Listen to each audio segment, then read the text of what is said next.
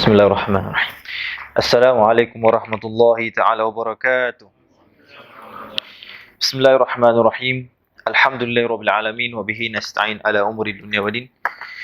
Wa sallallahu ala sayyidina Muhammadin khataman nabiyyin wa ala alihi wa sahbihi ajma'in wa la hawla wa la quwwata illa billahil aliyyil azim. Subhanaka la ilma lana illa ma 'allamtana innaka antal alimul hakim. Rabbi shrah li sadri wa yassir li amri wa hlul 'uqdatam min lisani yafqahu qawli. Nawaina ta'alluma wa ta'lim wa tadhakkura wa tadhkir wan naf'a wal intifa'ah wan naf'a wal intifa'a wal ifada wal istifadata wa hatha 'ala tamassuki bi kitabillahi wa sunnati rasulih sallallahu alaihi wa sallam wa du'a ila al-huda wa dalalata 'ala al-khair wa ibtigha'i mardatillahi wa qurbi subhanahu wa ta'ala amma ba'du. Alhamdulillah, pada hari ini kita sambung semula di dalam pengajian kitab hadis 40 bagi Al-Imam Al-Muhyiddin Asy-Syaraf An-Nawawi.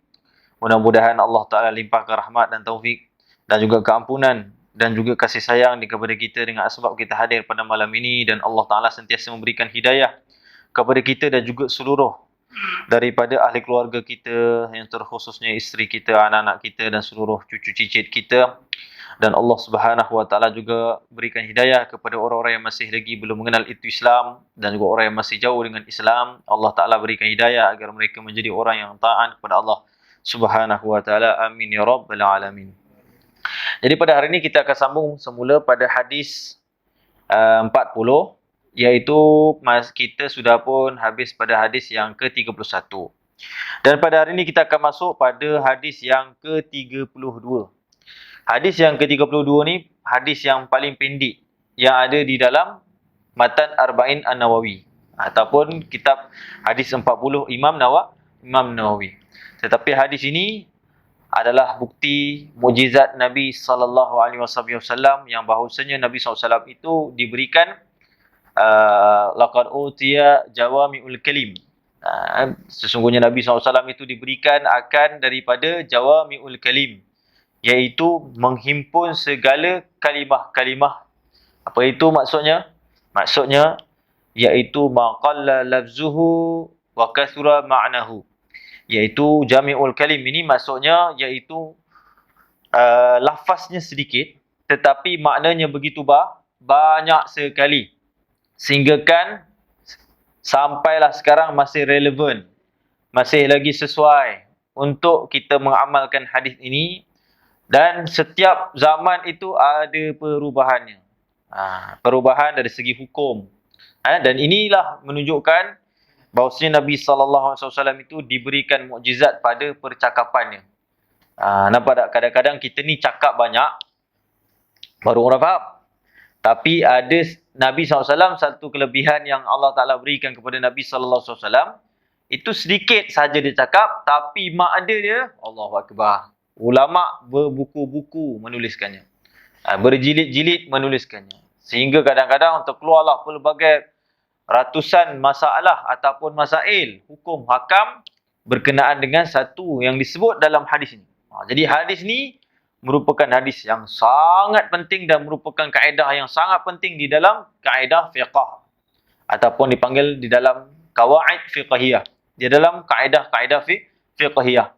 Jadi ulama menggunakan hadis ini dengan pelbagai hukum, dan juga mereka menggunakan hadis ini dengan pelbagai maslahat-maslahat yang tertentu yang pada zaman ini sangat-sangat memerlukan, disebabkan hadis ini. Jadi insya-Allah taala kita baca hadis ini.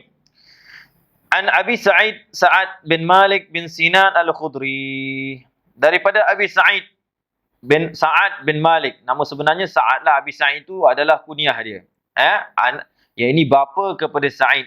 Siapa nama dia? Sahabat Nabi bernama Sa'ad bin Malik. Sa'ad ni banyak tak nama sahabat Nabi? Banyak. Ada 70 sahabat nama Sa'ad. Macam-macam. Sa'ad bin Abi Waqqas. Macam-macam. Di antaranya Sa'ad bin Malik bin Sinan Al-Khudri. Kan? Pernah dengar tak nama sahabat ni? Jadi, kita akan baca sedikitlah tentang biodata ataupun biografi sahabat ni ya. Sa'ad bin Malik. Sa'ad bin Malik Al-Khudri. Kenapa dia panggil Al-Khudri? Beliau ini nisbah kepada datuknya Al-Khudrah, Khudrah bin Auf. Jadi sebab tu dia ni digelar sebagai Al-Khudri. Jadi datuk dia ni famous. Jadi pada Arab Quraisy maka dinisbahkan kepada Al-Khudri ataupun keturunan daripada Khudrah bin Auf. Ada juga pendapat mengatakan nisbah dia itu kepada kabilah Al-Ansar yang bernama Khudrah. Khudrah. Jadi sebab itu beliau ini dipanggil Al-Khudri. Radhiyallahu taala anhu, kata Imam An-Nawawi radhiyallahu taala anhu, mudah-mudahan Allah taala memberikan mungkin Allah Ta'ala meredai kepada sahabat ini. Radhiyallahu ta'ala anhuma. Dalam nuskha lain ada anhu, dalam nuskha lain anhuma. Sebab apa? Sebab disebut anhuma tu sebab ayah dia juga bin Sinan tu. Sinan Al-Khudri itu juga sahabat Nabi sallallahu alaihi wasallam yang merupakan syuhada Uhud, di antara orang-orang yang mati syahid, wafat syahid di Bukit Uhud itu, yakni peperangan Uhud, itu di antaranya ayahnya kepada Malik bin Sinan ni. Jadi Sinan ni di antara sahabat Nabi SAW yang wafatlah ketika peperangan Uhud. Dan dia juga di antara sahabat Nabi SAW ketika peperangan Uhud, dia nampak darah Nabi SAW keluar. Kan? Jadi Nabi SAW luka ketika itu sampai rahang Nabi SAW kan. Kemudian tertusuk. Kemudian begitu juga gigi Nabi SAW dan begitu juga kaki Nabi SAW, kepala Nabi SAW berdarah. Jadi ayah dia ni, yakni Sinan Al-Khudri radhiyallahu taala anhu ini, bila dia nampak Nabi SAW berdarah, maka ketika itu dia terus ambil darah Nabi SAW tu disedut masuk dalam mulut dia. Masuk dalam mulut dia. Jadi Nabi SAW nampaklah apa yang dibuat oleh Sinan Al-Khudri ni. Sampai Nabi SAW sebut dalam hadis, kata Nabi SAW, satu hadis yang diriwayatkan juga disebut dalam kitab Sirah Ali Ibn Hisham, dan juga dan juga hadis ini diriwayatkan oleh anaknya sendiri. Kan? Dia kata apa? Nabi SAW bersabda, man sarrahu ayyanzura ila man la tamassuhun nar falyanzur ila Malik bin Sinan. Nabi SAW sebut, barang siapa yang ingin, maknanya bahagia, suka nak tengok kepada siapa yang tak akan disentuh oleh api neraka. Kata Nabi SAW, maka hendaklah kamu lihat kepada Malik bin Sinan. Kata Nabi SAW, Malik bin Sinan ni, tengoklah, yang ni ayah kepada Sa'ad bin Malik radhiyallahu ta'ala anhuma. Jadi sebab tu ada setengah riwayat, ada sebut anhu, ada setengah riwayat disebut anhuma, jadi disebutkan juga maksudnya anhuma itu dhamir bagi huma, iaitu Sayyidina Sa'ad dan juga Sayyidina Sayyidina Malik bin Sinan radhiyallahu taala anhu. Jadi beliau ini sahabat Nabi SAW dan begitu juga ayahnya itu juga sahabat Nabi SAW. Cuma Sayyidina Sa'ad dia tidak masuk peperangan Uhud. Walaupun ketika tu umur dia kecil, masa peperangan Uhud. Jadi apabila dia tahu ayah dia nak pergi peperangan Uhud kan, maka dia terus bertemu dengan Nabi sallallahu alaihi wasallam.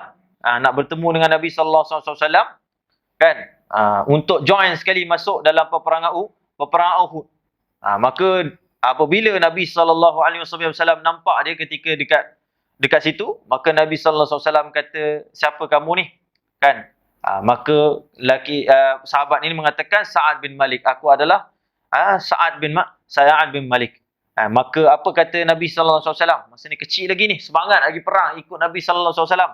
Kata Nabi sallallahu alaihi wasallam, "Na'am bi abi anta wa ummi ya Rasulullah fadana minhu wa qabla rubati." Jadi dia kata, ya Rasulullah, dengan aku bersumpah dengan nama ayahku dan juga ibuku, aku memang nak dekat berjuang denganmu ya Rasulullah sallallahu alaihi wasallam. Maka ketika tu Nabi sallallahu alaihi wasallam tak bagilah. Jadi Nabi sallallahu alaihi wasallam pun mengatakan, ajarakallahu fi abika, jangan risau, kamu tak pergi ikut perang tak pernah masalah. Kata Nabi SAW, ajarakallahu fi abika, mudah-mudahan Allah Ta'ala bagi kamu ganjaran itu kepada kamu dengan asbab bapa kamu itu pergi berperang, li'annahu qatala syahidan, sebab dia itu akan terbunuh syahid. Jadi Nabi SAW dah cakap awal-awal lah, sahabat ni ayahnya akan meninggal mati syahid. Ini kasyaf Nabi sallallahu alaihi wasallam, tuan-tuan dan puan. Jadi ini juga sahabat Nabi SAW yang di antara yang power dalam peperangan, Sayyidina Sa'ad bin Malik bin Sinan ni. Sehingga kan dikatakan bahawasanya kana minar rumah al-masyhurin. Disebut oleh ulama bahawasanya Sayyidina Sa'ad bin Malik bin Sinan ini, Sinan bin Sinan al-Khudri ini merupakan di antara sahabat Nabi SAW yang paling handal dalam memanah. Handal dalam memanah. Tuan-tuan dan puan, nak tak jadi orang yang handal memanah? Ada rahsia dia, tuan-tuan dan puan. Rahsianya yang diajar oleh Imam Asy-Syafi'i. Imam Asy-Syafi'i dia kata, aku tak minum air Zam-Zam kecuali aku niat 3 benda. Yang pertama, dia niat untuk menjadi alim, ilmu. Mendapat ilmu. Itu Imam Asy-Syafi'i sebut. Kan? Yang kedua, aku niat supaya aku ni nak memanah. Setiap kali aku nak memanah, aku akan minum air Zam-Zam dulu. Maka kata Imam Syafi'i, tidaklah aku memanah. Itu kalau 10 keluar daripada anak panah aku, yakni daripada pemanah aku, kecuali tepat 10 tersebut itu. Kata Imam Syafi'i. Kan? Jadi Imam Syafi'i itu minta. Yang ketiga kata Imam Syafi'i, aku kalau minum air Zam-Zam, aku niat supaya aku ni dapat masuk syurga. Nampak tak? Kata Imam Syafi'i, aku niat. Setiap kali minum Zam-Zam, aku niat masuk dalam syurga Allah Subhanahu wa ta'ala. Sebab apa Nabi SAW sebut, kata Imam Syafi'i, dia baca satu hadis, Nabi SAW mengatakan, ma'u Zam-Zam lima syuribalahu. Air Zam-Zam ni adalah apa yang diniatkan seseorang. Kalau diniat, jadilah insya-Allah. Kan? Jadi nak katakan kalau nak jadi pemanah handal macam sahabat Nabi SAW ni, Sayyidina Sa'ad bin Malik ni, bin Sinan al-Khudri ni, di antaranya pemanah yang hebat, tuan-tuan dan puan-puan. Maka itulah dikatakan. Dan beliau ni juga merupakan seorang sahabat Nabi SAW di kalangan ahli sufah. Ahli sufah dan juga di kalangan sahabat Nabi SAW yang di kalangan ulama. Jadi ahli sufah, kalau disebut ahli sufah, tahulah sahabat ni susah, fakir, miskin. Nampak dia ni kategori sebagai sahabat ahli sufah. Dan juga di kalangan ulama sahabat Nabi SAW. Jadi beliau ni sangat fakir, sangat fakir, miskin. Dalam satu riwayat, itu disebutkan oleh Sayyidina Sa'ad bin Malik bin Sinan ni, dia kata apa? Asbahtu wa laysa 'indana ta'am wa qad rabattu hajaran min al-ju'i. Disebut oleh Sayyidina Sa'ad, aku pernah satu pagi, maka ketika tu tak ada sedikit pun makanan yang ada pada dapur kami. Sehingga aku mengikat batu di perut aku ni sebab terlalu lapar. Jadi sahabat Nabi SAW pun mengikat perut untuk tahan lapar, supaya perut tu tak masuk angin, jadi diikat dengan batu. Nampak tak? Supaya dihempitkan, tuan-tuan dan puan-puan. Boleh cubalah. Kalau tak cuba, try, tuan-tuan dan puan-puan. Faqala imrati, maka ketika itu isteri aku berkata, kata Sayyidina Sa'ad, ni ceritalah pasal dia ni. Dia kata, pergilah kepada Nabi SAW, minta Nabi.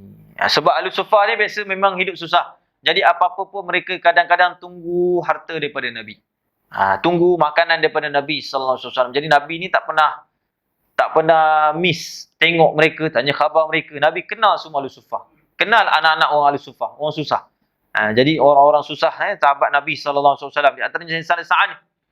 Maka ketika itu, katanya kepada isteri dia kata apa kepada dia?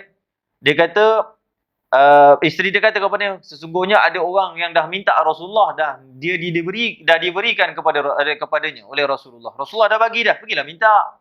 Kan? Maka kata Sayyidina Sa'ad, aku tidak akan minta hatta la ajidu syai'an. Kalaulah aku dah tak ada apa-apa, baru aku minta. Maksudnya kalau air pun dah tak ada dah, baru aku datang jumpa Nabi SAW. Maka baru aku akan minta.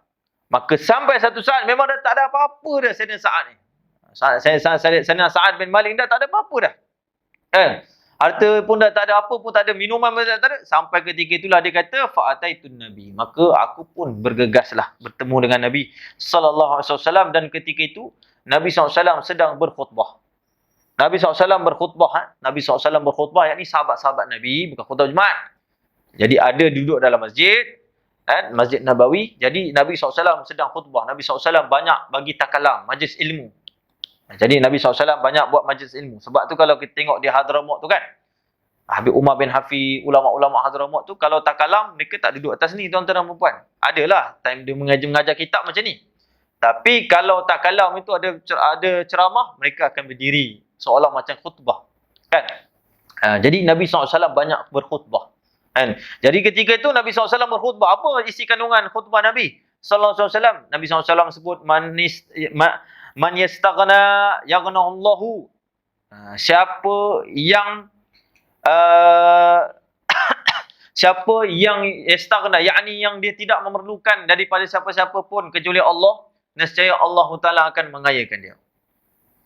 Itu kata Nabi sallallahu alaihi wasallam. Jadi siapa-siapa yang dia tidak meminta, maksudnya dia tidak berhajat kepada orang, nescaya Allah Taala akan bagi hajat apa yang dia nak. Dalam khutbah tu sampai-sampai. Sayyidina Sa'di dengar apa yang Nabi SAW sebut macam tu. Kemudian Nabi SAW sebut, "Wa may yasta'fif ya'ifullah." Barang siapa yang menjaga sesuatu dirinya daripada sesuatu benda yang haram dan juga meminta-minta jaga ifah ni, maruah dia. Tak suka merendahkan dirinya, menghinakan dirinya, sabar sedikit. Nescaya Allah Taala akan menjaga dia.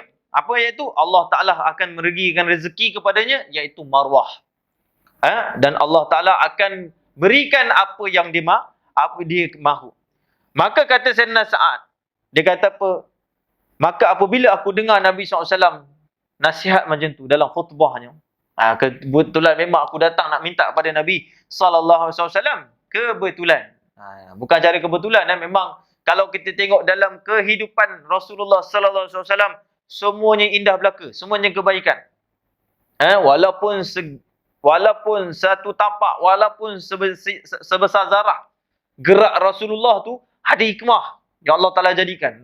Nak kata Allah kasih sayang pada Nabi sallallahu alaihi wasallam dan juga umat Nabi sallallahu alaihi wasallam, yang khususnya sahabat-sahabat ni, kadang-kadang mereka nak minta sesuatu tu, Nabi sallallahu alaihi wasallam dah cakap dah. Maksudnya yang memang Allah Taala dah tentukan kebaikan.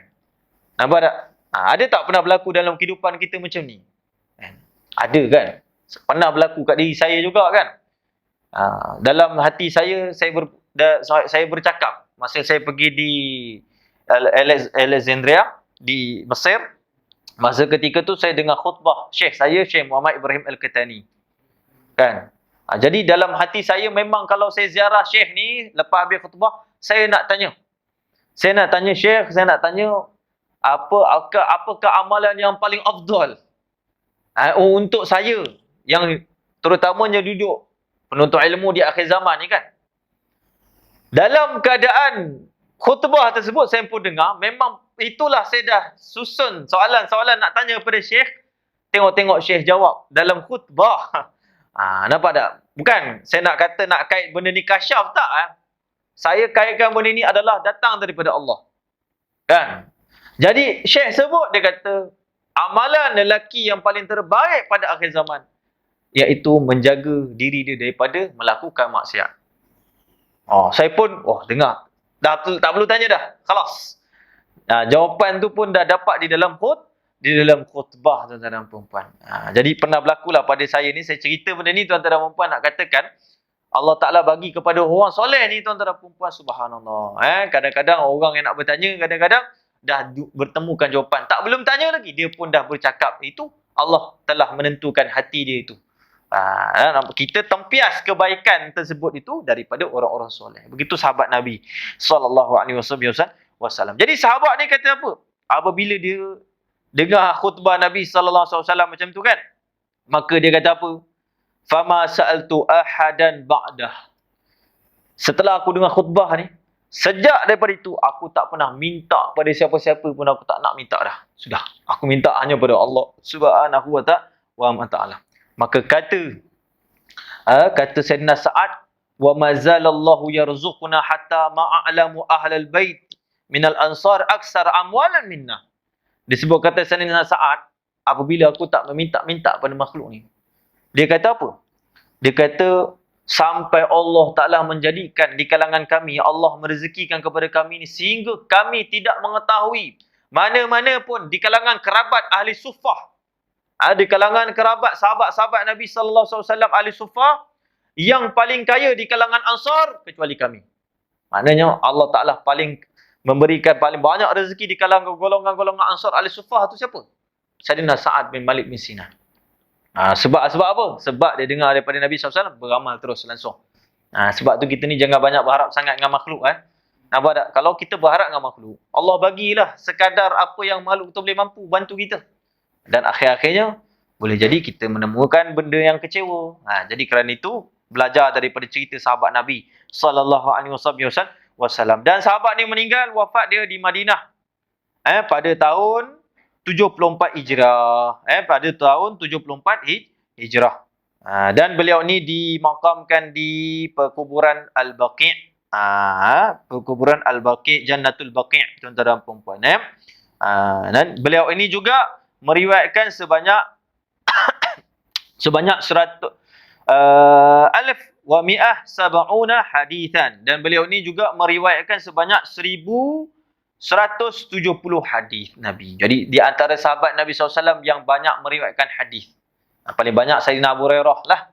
Tapi di antaranya sahabat yang banyak meriwayat inilah Sayyidina Sa'ad bin Malik bin Sinan radhiyallahu taala anhu. Habis biografi sahabat ni saya sebutkan tuan-tuan dan puan-puan sebab sebagaimana disebut di dalam syarah tuan-tuan dan puan-puan. Jadi kata Sayyidina Sa'ad bin Malik bin Sinan radhiyallahu taala anhum, anna Rasulullah sallallahu alaihi wasallam, bahawasanya Rasulullah sallallahu alaihi wasallam qala, telah bersabda, la darara wa la dirara.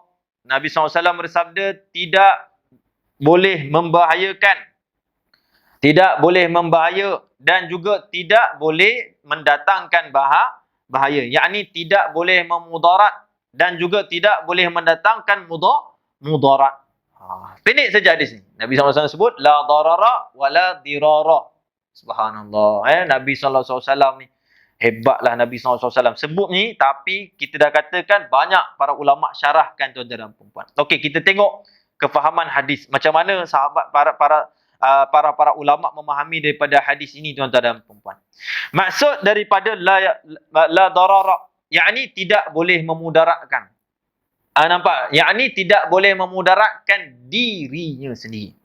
Sebab itu dia disebutkan maksud daripada darara, iaitu tidak boleh seorang itu memudaratkan diri dia. Maksudnya tidak boleh memudaratkan dirinya, iaitu baik benda yang melakukan, sama ada benda itu adalah benda yang mubah. Benda yang mubah, benda yang harus. Kan? Benda yang harus. Contohnya minum air. Kan? Minum air. Harus tak? Harus. Harus hukumnya minum air. Tapi bila ada mudarat pada air itu, maka kita tidak boleh memudaratkan diri kita sendiri. Contohnya air itu beracun. Tak boleh. Kan? Nampak tak? Jadi tidak boleh memudaratkan pada diri kita sendiri. Maksudnya la darara itu, iaitu tidaklah seorang insan itu boleh memudaratkan. Memudaratkan dirinya sendiri. Dan di sini juga para ulama syarahkan bermacam-macam lah. Kan? Maksudnya seperti apa? Penggunaan kosmetik, penggunaan daripada makanan, penggunaan apa-apa saja yang mendatangkan mudarat pada diri, tak boleh. Sebab maqasid syariah kita itu, dia menjaga. Maksudnya maksud syariat itu didirikan. Oleh kerana yang pertama adalah hifzuddin, menjaga agama. Menjaga agama, menjaga iman seorang, agama Islam itu sendiri. Yang kedua, hifzun nafsi. Nampak tak? Menjaga diri. Jadi kalau orang Islam yang sebenar, dia juga wajib memelihara diri dia. Kan? Sebab tu kata Allah Ta'ala dalam Quran, wala tulku bi aydiyakum illa tahlukah. Janganlah kamu mencampakkan diri kamu dalam kebinasaan. Jadi tak boleh kita nak memudaratkan diri kita sendiri. Walaupun benda itu benda yang mubah, benda yang harus, tidak boleh. Nampak tak? Misalnya apa tu? Operation muka. Hari ni ramai orang nak mencantikkan muka kan? Apa hukum orang yang mencantikkan muka? Tapi kalau dah tahu hakikat mencantikkan muka itu bakal mendatangkan mudarat. Nampak tak? Bakal mendatangkan kanser, bakal mendatangkan benda-benda yang memudarat, maka ini termasuk daripada larangan yang disebut Nabi SAW. Dikatakan walaupun benda itu tersebut itu la darara, tak boleh. Maksudnya dia memudaratkan pada diri di sendiri. Nampak tak? Benda walaupun benda tersebut benda mubah. Dan begitu juga pemakanan, kata ulama. Dan begitu juga masuk daripada sini iaitu pemakanan. Kita tak boleh menzalimi diri kita makan benda-benda yang boleh tambah penyakit kita. Dah ada penyakit kencing manis, pergi minum air gula banyak-banyak. Ataupun dah tahu dah ada kencing manis tuan-tuan dan perempuan, pergi minum air gas. Bahaya tak? Bahaya. Kata ulama, maka kalau orang buat macam ni, maka haram dan berdosa. Sebab apa? Sebab kaedah Nabi SAW dah sebutlah, la dararah. Tidak boleh memudaratkan kepada dirinya. Tak boleh. Sebab itu Allah Ta'ala mengharamkan bila makan ni. Allah kata makanlah, minumlah apa yang kami rezekikan. Nampak tak? Tetapi jangan membuat sesuatu yang merosakkan diri kita. Kan? Contohnya Allah Ta'ala sebut dalam Quran, kulu washrabu ma razaqnakum. Wa ma zalamuna walakin kanu anfusahum yadhlimun. Kata Allah, makanlah, minumlah dengan apa yang telah kami rezekikan kepada kamu semua. Dan tidaklah kami menzalimi kepada kamu semua. Yakni kita Allah Ta'ala bagi hukum tu, Allah Ta'ala dah bagi makan, silakan makanan tersebut tak mudarat pun, asalnya pada kita. Benda yang harus, yang untuk kita makan. Nampak tak? Walakin kanu anfusahum yazlimun. Tetapi kata Allah, tetapi mereka sendiri yang menzalimi diri mereka. Nampak tak? Jadi sebab tu kita kena berhati-hatilah. Dalam soal pemakanan pun tak boleh memudaratkan kepada diri kita, memudaratkan kepada kita. Jadi benda ni benda yang harus. Benda yang harus terkadang boleh berubah. Nampak tak? Sebab itu ada satu kaedah itu disebutkan apa? Dia katakan satu kaedah al-mubah, apa tu, Allahumma salli Muhammad, apa kaedah dia saya pun lupa. Kaedah tu disebutkan sesuatu yang harus. Apabila datangnya memudaratkan, maka dihukumkan sebagai haram. Benda tu harus, kan? Dalam satu kaedah dalam kaedah fiqh tu saya pun ada tulis, disebutkan bahawasanya apa tu kaedah tu disebutkan, Allahumma salli Muhammad, dikatakan macam ni. Disebutkan al-aslu fil mudar at-tahrim. Asal daripada benda-benda yang mudarat itu, benda-benda yang mudarat itu adalah haram. Dan satu kaedah disebutkan kullu fardin min afradil mubah. Disebutkan setiap bahagian daripada bahagian-bahagian yang harus. Mubah. Nampak tak? Idza kana darran, sekiranya apabila mengandungi bahaya, au muaddiyan ilal darari, ataupun membawa bahagian tersebut adalah haram.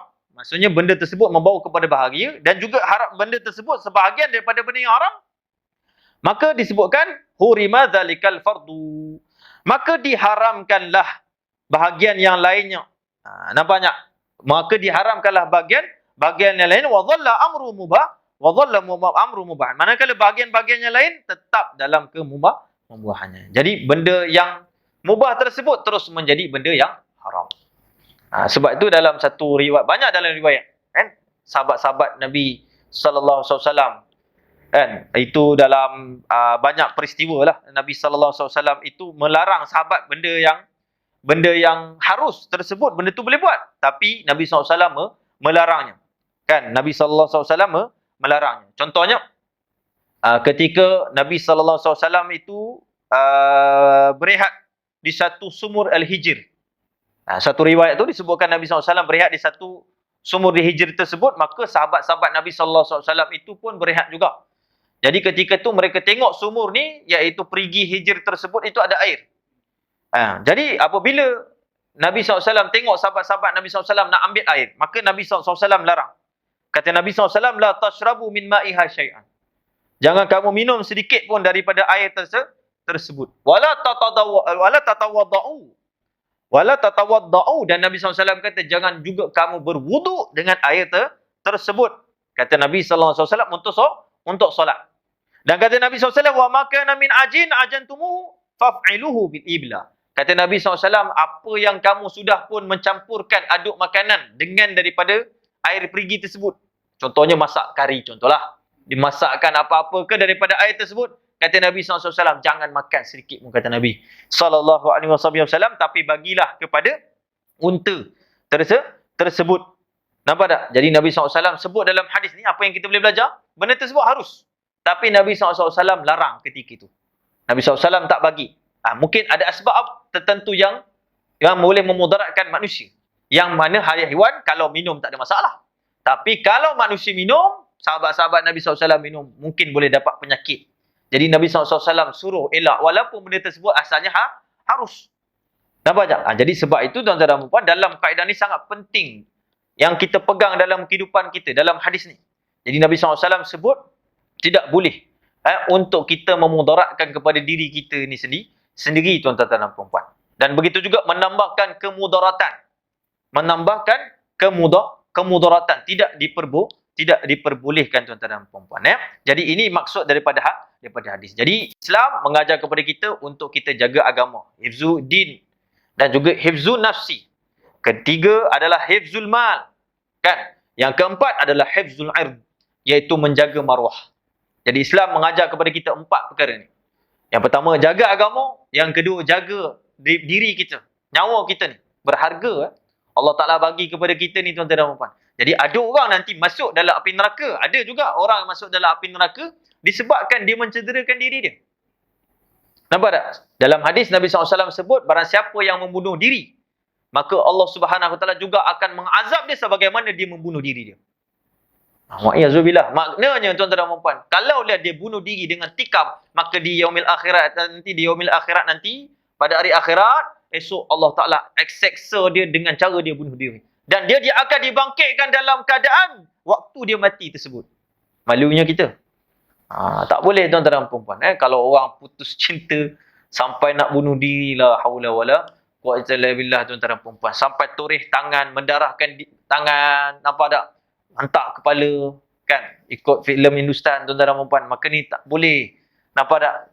Ajar anak-anak kita jangan mencederakan diri dengan sesuatu benda yang diharamkan oleh Allah Subhanahu wa Ta'ala. Jadi ini yang dimaksudkan la darara. Tidak boleh memudaratkan tuan-tuan dan puan. Kemudian kata Nabi SAW, la dirara. Kata Nabi SAW, dan tidak boleh mendatangkan memudaratkan yang lain. Maksudnya apa? Dalam syarah disebutkan ayyadurruhu min ghairi ayyantafi'. Iaitu memudaratkan seseorang selain daripada diri. Begitu juga Islam itu mengajar kepada kita, dalam hadis ni mengajar kepada kita tak boleh memudaratkan kepada orang lain. Nampak tak? Jadi tak boleh untuk kita memudaratkan kepada orang lain sampai seorang tersebut itu musnah. Berdosa besar tuan-tuan dan puan. Jadi tak boleh. Begitu juga para ulama kita tuan-tuan dan puan berlaku COVID-19. Ada setengah orang kadang-kadang dia punya yakin tu tuan-tuan dan puan, yakin tu kadang-kadang tak menghalalkan cara. Dia kata yakin, saya yakin, dia yakin. Betul, kamu yakin, betul. Tapi tak semua orang yakin. Dan kamu kena ingat, kamu hidup bermuamalat. Kamu hidup share dunia ni. Kamu hidup dengan budak-budak kecil. Kamu hidup dengan orang-orang tua. Jadi walaupun kamu yakin kamu sihat, COVID-19 tu tak kena kepada kamu, tapi kalau kena kepada mereka, memudaratkan kepada mereka. Begitu juga ulama menggunakan kaedah ni, mengatakan haram untuk kita keluar daripada rumah. Kan? Kata ulama tak boleh kita keluar rumah kecuali pada hajat-hajat. Jadi ketika itu tuan-tuan dan puan, ulil amri kita, pemimpin kita pada zaman tersebut sudah mengatakan tak boleh kita keluar untuk saja. Maka ada orang cuba juga lawan. Maka ni berdosa. Nampak tak? Sebab apa? Kalau dia keluar, dia boleh memudaratkan kepada orang lain. Maka begitu juga fatwa-fatwa ulama mengatakan wajib pakai mask. Ada orang kata tak perlulah pakai mask. Kan? Ada orang kata tak perlulah pakai mask tuan-tuan dan puan. Ya. Kalau kena kepada kita, mungkin kita yang muda, tak ada masalah. Tapi kalau kena kepada orang yang lebih tua, ataupun kena budak-budak kecil, macam mana? Jadi sebab itu tuan-tuan dan puan, dalam kaedah ni sangat penting menentukan hukum. Jadi tidak boleh memudaratkan kepada seorang. Nampak tak? Memudarat kepada orang itu disebutkan, kata ulama dalam hadis ini, walaupun sedikit ataupun banyak. Nampak tak? Sebab apa? Sebab Nabi SAW bila sebut hadis ni, Nabi SAW mengatakan la darara wa la dirara. Nabi SAW tak sebut la dirara. Nabi sebut la dirara. Tidak ada alif lam ma'rifah dekat situ. Maka digunakan nakirah. Kalau kita belajar bahasa Arab, nakirah ni iaitu sesuatu yang tidak ada alif lam. Nabi SAW sebut la dirara. Maknanya mencakupi seluruhnya. Tak kisahlah sama ada yang muda, yang tua, kita tak boleh memudaratkan. Sama ada yang Islam ataupun non-Muslim, tak boleh kita memudaratkan. Tak boleh. Nampak tak? Jadi dalam kaedah ni sangat penting. Dan dalam hadis ni juga, mafhum mukhalafah la dirara ni juga kata ulama, maksudnya tidak boleh kita menzalimi orang lain. Dengan asbab kadang-kadang kita nak dapat apa yang kita inginkan daripada maslahat yang baik bagi diri kita tetapi buruk pada orang lain. Nampak tak? Sebab itu para ulama' tuan-tuan dan puan-puan, bila nak buat benda-benda besar, contohnya time PKP, solat jarak 1 meter, kan, ditambah sikit 1,5 meter, tuan-tuan dan puan-puan, kan. Benda tersebut bukan saja-saja, bukan suka-suka dan bukan nak ikut WHO sebenarnya. Walaupun memanglah WHO, dan WHO itu kaji daripada siapa? Kita kena tengok juga sejarah. Kan? Sejarah berlaku tahun dan sebagainya. Maka Imam Ibn Hajar, dan ini juga disebut oleh mantan mufti Ahli Jumaah, mantan mufti Mesir Ahli Jumaah, pernah memfatwakan wajib membuat 1 meter ataupun lebih daripada itu apabila solat berjarak. Kan? Kenapa? Kerana telah difatwakan oleh ulama-ulama dahulu. Sehingga keras fatwa zaman dulu. Sehingga mengatakan berdosa besar kepada orang-orang yang mana mereka itu keluar dan membuat perhimpunan. Ibn Hajar sebut hukum dia. Apabila tahun itu datang di Mesir, maka ketika itu ditutup seluruhnya. Nampak tak? Tak boleh berhimpun dalam keadaan ramai. Itu ulama-ulama kita. Nampak tak? Jadi, kita kena tahu jugalah kerajaan-kerajaan ataupun daripada satu negara Islam yang khususnya kadang-kadang dia bukan terikat dengan daripada WHO, tapi dia terikat dengan hukum Islam itu sendiri. Maka Islam itu mengajar. Bukan saya ni pro kerajaan, tidak, tuan-tuan dan puan-puan. Tak ada kena-mengena. Tapi nak cerita di sini hukum. Apabila mendatangkan mudarat kepada orang lain, walaupun pada tersebut itu baik, merapatkan saf, saf bagus tak? Bagus. Sebab sunnah Nabi SAW bagus. Tetapi kata ulama, disebut dalam satu kaedah, dia katakan darul mafasid aula min jilbil masalih. Menolak kemudaratan, keburukan itu lebih diutamakan daripada kita mengambil kebaikan. Jilbil masalih, memperoleh kebaikan. Nampak tak? Sebab apa? Sebab kalau dah datang mudarat, tuan-tuan dan puan-puan, kebaikan yang terus tu pun boleh terbatal. Begini juga para ulama memfatwakan haram berjihad. Orang Islam sama Islam yang berada di Syria, yang berada di Yaman. Kan ulama-ulama haramkan fatwa. Fatwa haram pergi berjihad. Tapi orang Syria nak pergi berjihad juga. Sebab apa? Dia anggap bahawasanya menjatuhkan mudarat. Dalam Islam tak boleh. Ada satu kaedah tu disebutkan tidak boleh la yazulu darar bidarari. Tidak boleh kita menghilangkan kemudaratan dengan kemudaratan. Tak boleh. Ini salah faham bila orang tak mengaji, tuan-tuan dan puan. Dia kata seruan jihad tu kena pergi. Bila orang tak faham, saf tu kena rapat. Akhirnya bergaduh, tuan-tuan dan puan. Kata ikut Yahudi lah, kata Allahu Akbar. Bila tak faham agama. Tapi bila faham agama, tuan-tuan dan puan, tenang. Relax, tak ada masalah. Dunia ni berlaku. Katalah setiap 100 tahun akan berlaku wabak. Dan benda ni berlaku kan. 100 tahun lepas berlakunya Spanish flu. Berapa orang mati? 30 juta. Apa ramai? COVID-19 berapa juta? Apa? Sampai 10 juta? Lebih kurang kan? Tak silap saya 7 ke 8 juta orang meninggal. Setiap 100 tahun. Kan? Allahu'alam. Ini ujian daripada Allah.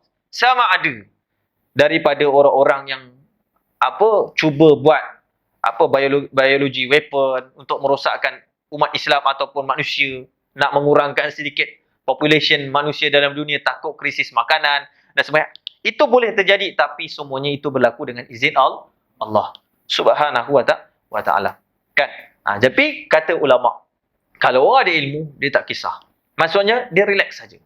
Sebab hukum Islam walaupun dalam keadaan susah macam mana pun, dia ada penentuan dia yang akan ditentukan oleh ulama dan kita boleh survive. InsyaAllah. Selagi mana kita berpegang dengan hadis. Dan inilah yang paling selamat. Jadi dalam hadis ini Nabi SAW sebut, la dirarah, maksudnya tidak boleh seorang itu memudaratkan walaupun dia nak mendapat kebaikan, nak dapat manfaat pada diri, tak boleh. Nampak tak? Dan ini banyak berlaku. Kepada zaman sekarang ni yang anak-anak muda banyak terkena. Kan? Kalau kita tengok berlakunya suruh jual benda-benda yang sebagainya ni tuan-tuan dan puan-puan, tetapi kadang-kadang memudaratkan budak itu sendiri. Maka ni tak boleh. Dan ni banyak berlaku tuan-tuan dan puan. Kan? Upah budak-budak kecil, konon-kononnya nak bagi gaji dan sebagainya, nak bantu dia dan sebagainya, tapi memudaratkan budak kecil itu sendiri. Maka ini juga memudaratkan seorang tersebut. Memudaratkan seseorang. Walaupun benda tersebut benda mubah. Benda tersebut adalah benda harus, tetapi memudaratkan, maka tak boleh. Sebab apa? Sebab memudaratkan orang lain. Maka Islam tidak menghalalkan apa jua. Dalam hadis Nabi SAW sebut, man darra, adarrallahu. Man syaqa, asyaqallahu alaihi. Kata Nabi SAW. Kata Nabi SAW, siapa yang suka memudaratkan orang lain, maka Allah akan memudaratkan nanti di yaumul qiyamah. Di hari akhirat Allah akan mudaratkan dia. Wa man syaqqa, dan siapa yang suka menyusahkan orang lain, kata Nabi sallallahu alaihi wasallam, nescaya Allah Taala akan menyusahkan dia nanti di yaumul qiyamah. Allah Taala susahkan dia nanti. Jadi begitu, kita tidak boleh menyusahkan orang, kita memudaratkan orang, itu tidak boleh tuan-tuan dan puan-puan. Dan begitu juga disebut dalam syarah, fahdhar ya akhi. Disebut dalam syarah, maka berhati-hatilah kamu wahai saudara, daripada kamu menyakiti seseorang ataupun kamu memudarat seseorang itu pada dirinya atau ahli keluarganya atau hartanya ataupun maruahnya. Pada dirinya, apa? Memudaratkan dia. Hari ni ramai tak orang buat? Seokok.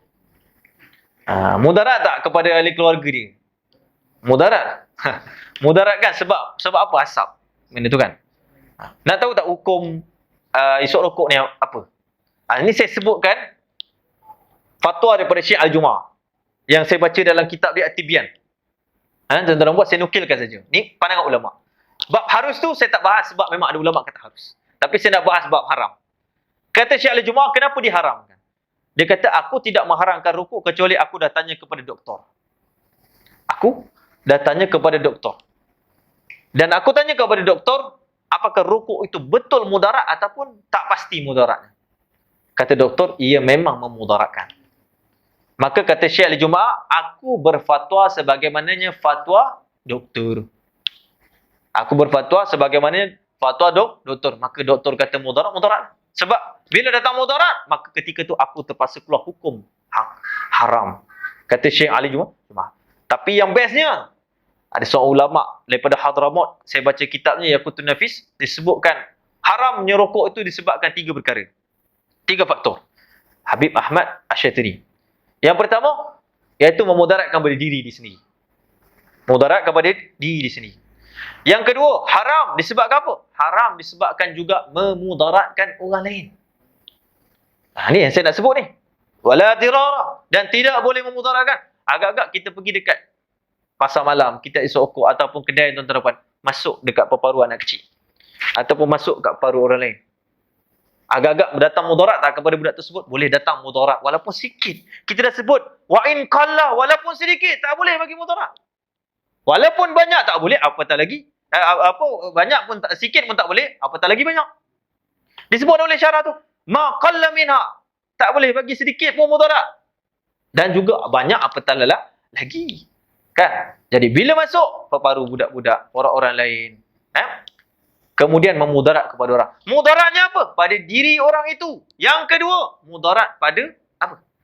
Mudarat pada perasaan, emosi orang itu. Apa tak? Bila kita isap rokok, asap tersebut kena kepada orang-orang lain. Marah tak orang tu? Marah orang itu. Ke ada sukanya? Isaplah, sembuhlah kepada aku. Kita suka tuan-tuan dan perempuan. Nampak tak? Jadi mudaratnya ada, kena kepada orang lain. Maka kata ulama, yang kedua haram. Sebab apa? Sebab memudarat pada orang lain. Yang ketiga, kata ulama, oleh kerana memudaratkan kewangan. Memudaratkan kewangan dan sebagainya. Ekonomi lah, iktisad dia panggil. Kan? Jadi sebab tu tuan-tuan dan perempuan, merokok ni, kalau nak rokoklah jauh-jauh sikit lah. Kan? Supaya kita tak memudaratkan. Kalau kita berpegang kepada ulama yang mengatakan harus, silakan, tak ada masalah. Saya meraihkan juga, silakan, tak ada masalah. Tapi kalau kita nak isap rokok, pastikan kita tidak menyakiti orang-orang ini. Tak semua orang yang kadang-kadang kalau kita duduk dengan dia, itu dia selesa ataupun menyinggung perasaan dia. Kalau dia redha, tak ada masalah lah. Kan? Jadi sebab itu dikatakan tidak boleh memudaratkan seorang ni pada diri dia. Ataupun ahli keluarga dia pun tak boleh kita memudarat kepada ahli keluarga. Nampak tak? Ahli keluarga tak kisahlah, sepupu sepapat ke apa, tak boleh kita memudaratkan. Ataupun harta seseorang, memudaratkan harta dia. Kan? Dia ada ayam banyak, kita bagi balik mercun bola. Tak boleh tuan-tuan, ni memudaratkan harta seseorang. Saya bagi simple banyak sebab banyak budak-budak kampung suka buat. Kan? Jadi berhati-hati. Benda-benda macam ni tuan-tuan dan puan-puan. Dan maksudnya harta banyaklah. Jangan menzalimi seorang itu, yakni kita mengambil harta seorang itu. Tak boleh. Kita merampas, kita mencuri, kita rasuah dan sebagainya. Maka itu memudaratkan. Dimaksudkan dalam hadis la dirara, yakni tidak boleh memudaratkan baik pada harta au irdihi. Ini penting juga. Ataupun irdihi, yakni marwah seseorang, kehormatan seseorang.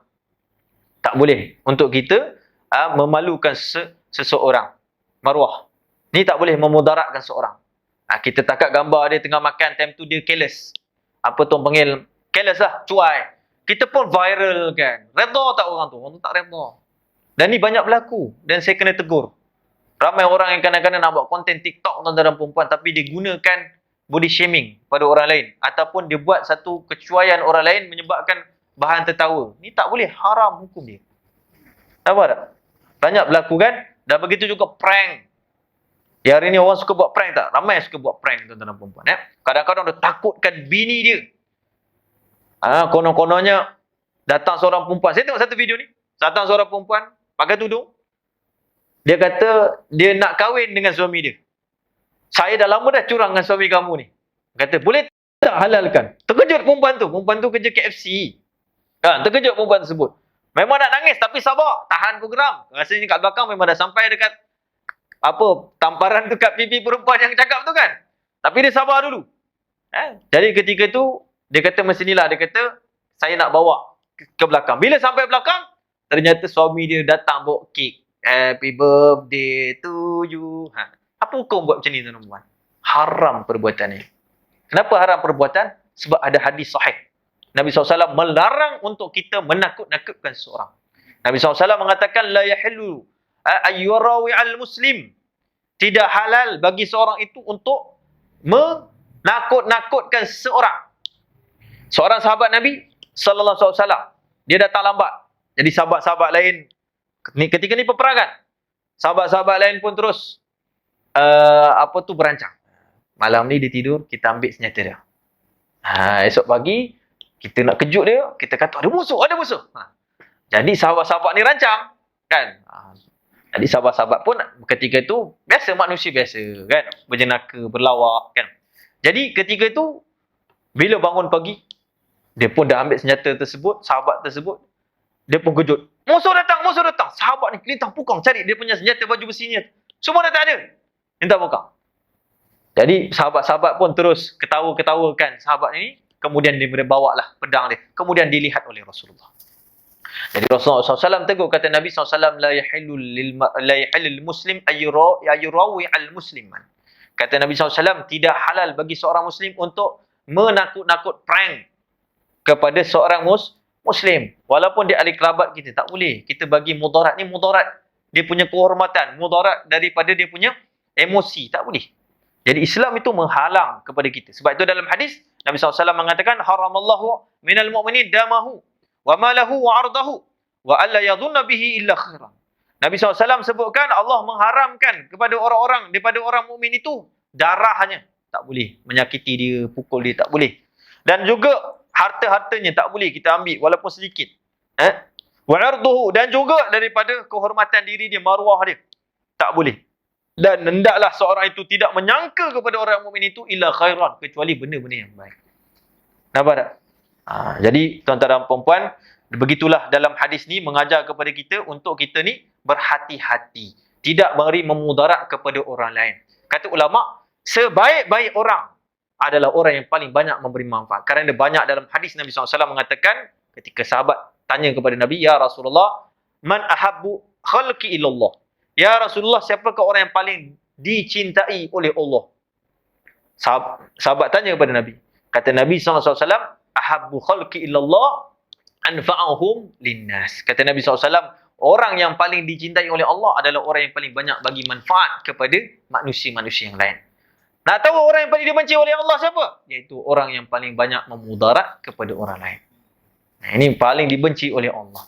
Kata ulama, kalau kita ni tak baik, tak nak beramal soleh sebab kita ni degil, ataupun kita ni tak sedar diri kita, lalai, paling kurang alal aqal la yadurun nas, jangan memudaratkan manusia lain, paling kurang. Jadi sebab tu kata Imam Ghazali, kita manusia ni ada pelbagai jenis. Ada manusia yang bersifat seperti para malaikat. Apa sifat malaikat ni? Sifat malaikat baik pada diri dia, dan begitu juga suka memberi manfaat kepada orang lain. Ada juga manusia yang bersifat seperti bahimah.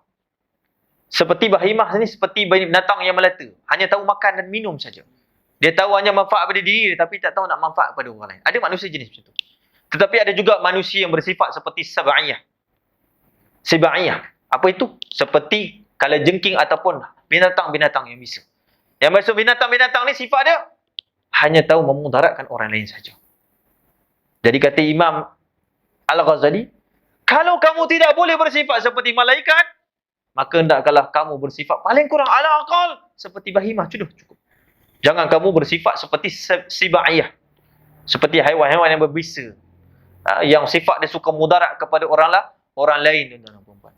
Jadi sifat orang yang paling dibenci oleh Allah adalah orang yang suka mudarat kepada orang lain dan perempuan. Nampak tak? Dan orang yang paling baik, dia tidak membuatkan orang lain itu termudarat dengan sebab diri dia. Kita belajar dengan ulama-ulama, Imam Ahmad bin Hanbal. Kan? Imam Ahmad bin Hanbal ni ujian dia dahsyat. Tuan-tuan dan perempuan. Dia diuji, di penjara selama 18 bulan. Bayangkan 18 bulan di penjara. Kemudian dalam penjara setiap hari dipukul. Seorang ulama ahlu sunnah wal jamaah yang mempertahankan akidah, yang mengatakan Al-Quran itu bukan makhluk. Al-Quran itu kalamullah, qadim.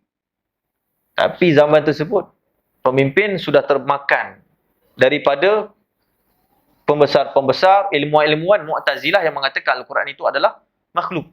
Maka Imam Abu Hanifah lawan. Akhirnya dipenjara Imam Abu Hanifah. Dipenjara, dicaci, dimaki. Seorang ulama ada mazhab, tuan-tuan dan perempuan. Lepas dia keluar penjara, orang tanya dia, "Wahai Imam, apa yang mereka buat ni, tentu mereka akan diazab oleh Allah." Kata Imam Ahmad bin Hanbal, "Aku dah ampunkan semua mereka. Aku dah maafkan semua mereka." Kata Imam Ahmad bin Hanbal. Orang tanya, "Wahai Imam, macam mana kau boleh buat macam ni? Macam mana kau boleh maafkan dia?" Dia kata apa? Dia kata, "Aku tidak suka dan tidak redha sekiranya kalau di yaumul kiamah nanti seorang itu akan dipanggil dan dimasukkan dalam neraka disebabkan pernah menganiaya aku. Aku tak redha. Seorang tu masuk ke dalam api neraka disebabkan aku tak redha. Maka aku ampunkan, aku maafkan semua." Ni sifat yang ada. Sebab itu para wali Allah ni, mereka tak kisahlah, tuan-tuan. Orang buat macam-macam, tak kisah.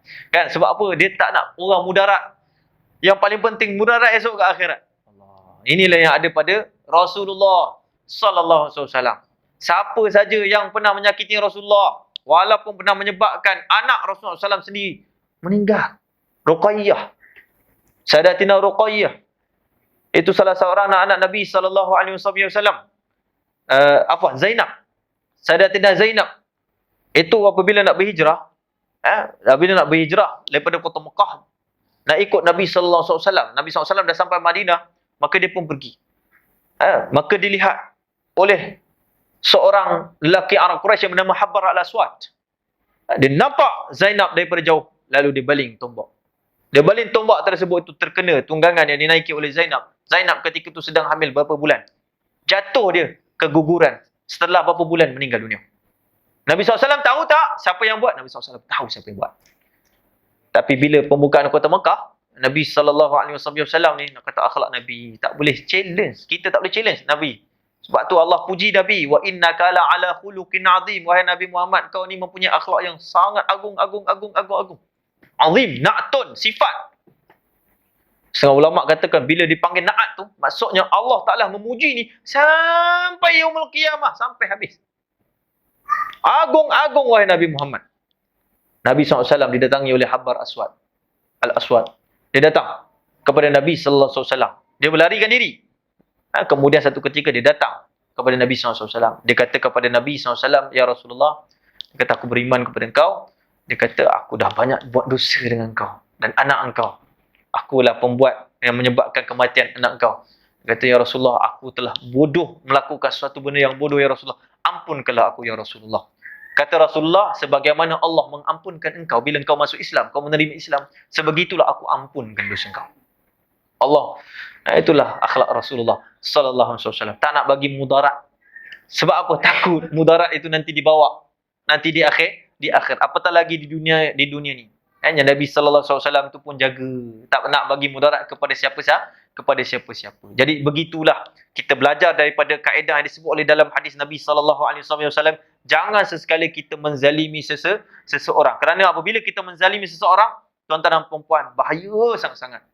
Salah satu dosa yang sangat bahaya adalah kita menzalimi seseorang, kita memudaratkan seseorang, tuan-tuan dan puan. Saya bacakan dan saya tutup kuliah saya, tuan-tuan dan puan, dalam hadis yang terakhir. Disebutkan dalam hadis ni, satu riwayat daripada Imam Mujahid, bahawasanya disebutkan anna li jahannam sahil, sesungguhnya di dalam neraka jahanam itu ada pesisiran macam pantai, sahil, kasahilil bahari, seperti pesisiran pantai.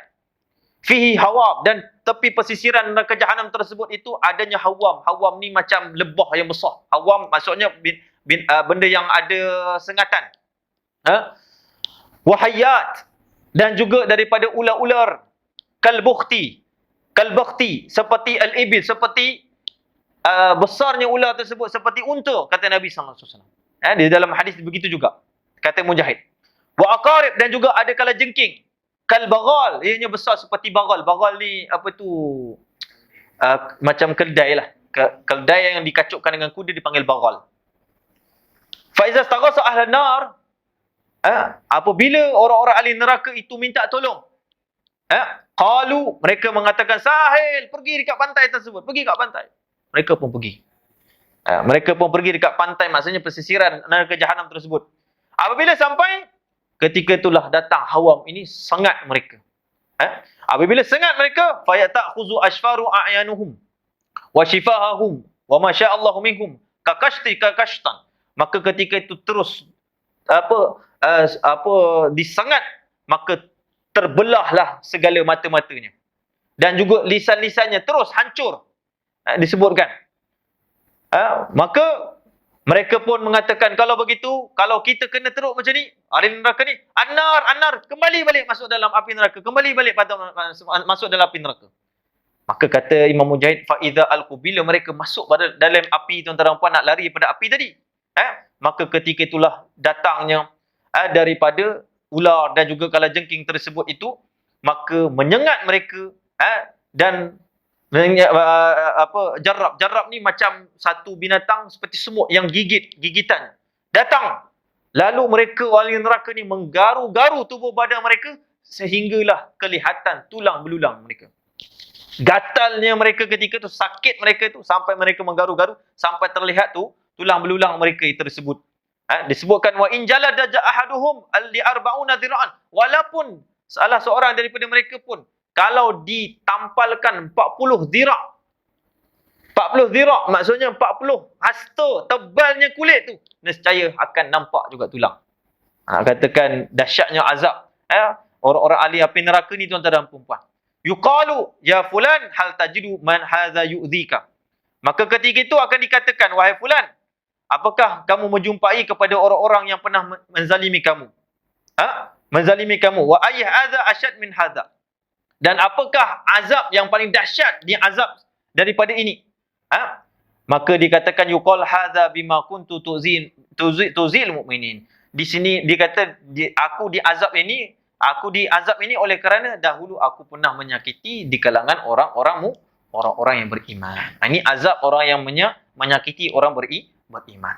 Jadi jangan kita bagi memudarat kepada orang-orang lain. Dan begitu juga dalam hadis ni, tak boleh memberi mudarat kepada anak dan juga isteri kita. Disebut dalam syarah, begitu juga tidak boleh kita boleh memudarat kepada isteri dan juga anak kita. Seperti apa? Tak bagi nafkah. Tu bagi mudarat. Kita dah sanggup kita kahwin, lalu kita tak bagi nafkah. Kan hari ni ramai orang buat macam tu. Bila bayar rumah, dia suruh isteri bayar. Nampak tak? Kadang-kadang kereta isteri dia bayar. Kadang-kadang barang rumah isteri dia bayar. Sebab apa? Isteri dia gaji besar, dia gaji kecil. Lalu dia perintah isteri dia buat macam tu. Apa hukum dia tuan-tuan dan perempuan? Kalau isteri tu tak redha, haram, berdosa. Sebab itu bukan tanggungjawab isteri, walaupun dia kaya macam mana pun. Nampak tak?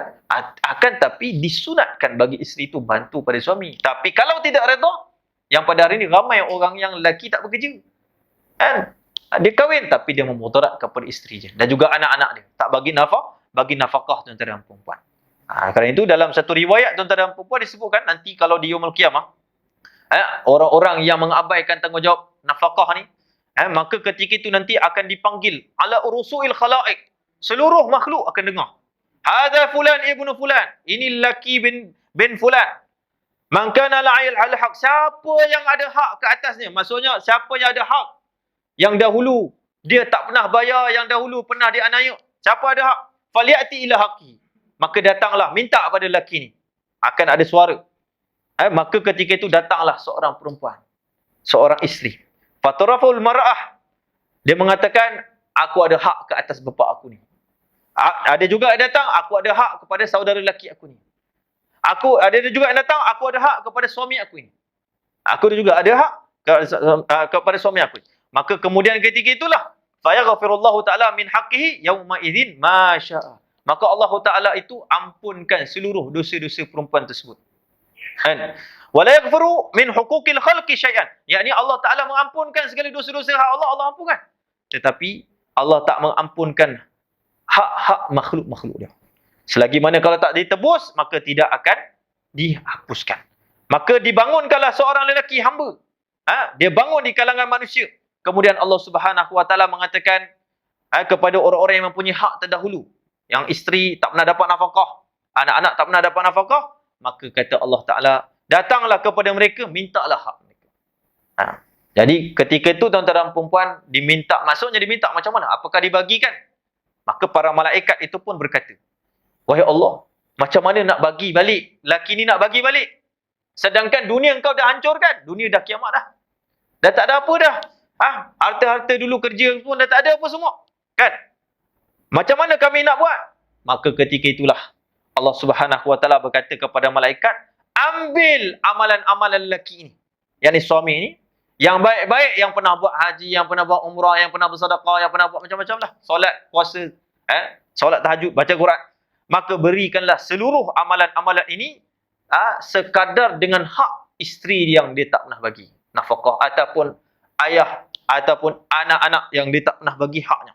Nampak tak? Itu Allah Subhanahu Wa Taala sebutkan tuan-tuan dan perempuan. Wa iyazubillah. Jadi mudah-mudahan insya-Allah taala kita belajar pada hadis ni, kita berhenti jadi orang yang memudaratkan siapa-siapa dan juga tidak memudaratkan kepada diri kita. Jadi mudah-mudahan Allah Taala kurniakan kepada kita taufik. Allah jauhkan kita daripada segala kemudaratan pada diri kita khususnya, dan pada harta kita, dan juga pada anak kita, isteri kita, dan seluruh ahli kerabat, keluarga, jiran-jiran, tetangga kita. Mudah-mudahan juga Allah Ta'ala jadikan kita orang yang sentiasa bagi manfaat kepada orang lain dan tidak memudaratkan pada orang lain walaupun sezarah daripada diri mereka, daripada harta-harta mereka, dan juga daripada kehormatan diri mereka, maruah mereka. Mudah-mudahan Allah Ta'ala jadikan kita orang-orang yang taat pada Allah. Jauhkan kita daripada segala maksiat zahir dan juga batin. Allah Ta'ala ampunkan segala dosa kita dan juga dosa kedua bapa kita, mereka yang masih hidup ataupun mereka dah meninggal dunia. Dengan asbab kita hadir malam ini, kita doa pada Allah, ya Allah, ampunkan dosa-dosa mereka, ya Allah. Golongkan mereka di alam barzah dengan para nabiyin, para syuhada wa salihin. Amin ya rabbal alamin. Rabbana atina fid dunya hasanah wa fil akhirati hasanah wa qina adzabannar. Wa sallallahu ala sayyidina Muhammadin nabil ummi wa ala alihi wa sahbihi wa sallam. Walhamdulillahirabbil alamin.